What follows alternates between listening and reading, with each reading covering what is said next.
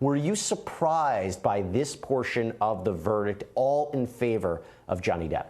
I wasn't surprised. This verdict is a complete repudiation of all of Amber Heard's allegations for both domestic violence and sexual abuse.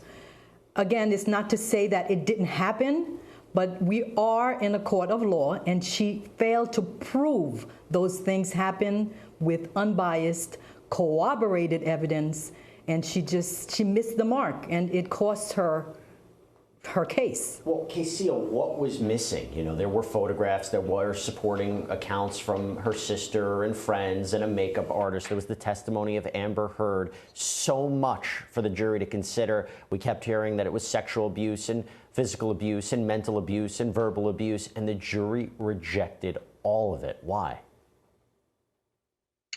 Well, primarily because it falls down to the credibility of the witness, and in this case, the alleged victim. And as a criminal defense attorney, I try a lot of domestic violence cases, and it's typically he said, she said.